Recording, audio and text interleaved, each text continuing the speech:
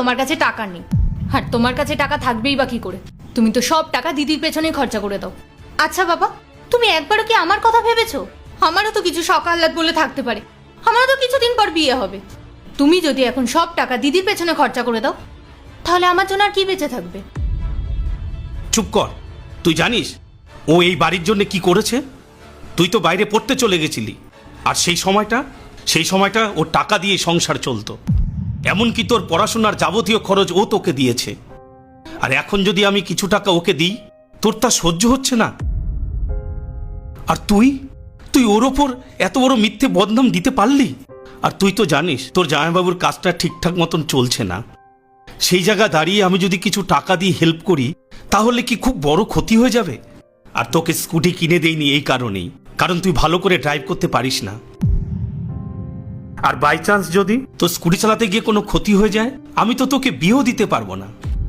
আর শুধু এই কথাগুলো মাথায় রেখেই আমি তোকে গাড়ি কিনে দেইনি রে মা। সরি বাবা, সরি দিদি, আমার অনেক বড় ভুল হয়ে গেছে। আসলে বাইরে চলাফেরা করি, কলেজ যাই, 10 জন লোক 10 রকম কথা বলে, তো তাদের কথা শুনে আমার মনে হয়েছিল যে তুমি হয়তো দিদিকে ভালোবাসো, আমাকে ভালোবাসো না, আর দিদি প্রপার্টির জন্য এখানে আসে। বাবা দিদি, আমি তোমাদের কথা দিচ্ছি, আজকের পর থেকে আর কখনো এরকম করব না।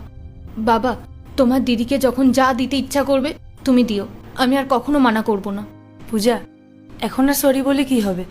যদি বাইরের কোনো লোক আমাকে চোর অপবাদ দিত, তাহলে হয়তো আমার এতটা খারাপ লাগতো না। কিন্তু তুই আমার নিজের বোন হয়ে আজকে আমাকে চোর অপবাদটা দিলি। তোর কাছ থেকে আমি এটা আশা করিনি। আর বোন, তুই এগুলো শুধু এই কারণে করলি যাতে আমি এই বাড়িতে আর না আসি? ঠিক আছে, তুই যেটা চাস সেটাই হবে। বাবা, আমি আর আজকের পর থেকে কোনোদিন এই বাড়িতে আসবো না। বোন যখন আমাকে পছন্দই করে না, তাহলে আমার এই বাড়িতে আসার কোনো মানেই হয় না। না পায়েল, আগে যেমনভাবে এই বাড়িতে আসতি ঠিক সেইভাবেই এই বাড়িতে আসবি। পূজার যতটুকু এই বাড়িতে অধিকার আছে, ঠিক ততটুকুই তোর অধিকার আছে। হ্যাঁ দিদি, তুই যদি এই বাড়িতে না আসিস তাহলে কিন্তু আমি সত্যি তোর ওপর খুব রাগ করব। ঠিক আছে, আমি আসবো, কিন্তু তোর আমাকে কথা দিতে হবে যে এই রকম কাজ তুই আর কখনো করবি না। না না, আমি আর কখনো এরকম করব না। সরি দিদি।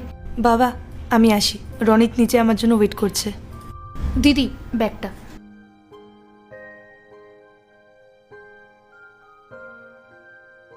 আসলাম, আসছি বাবা, সাবধানে থেকো। টাটা। সাবধানে যাস।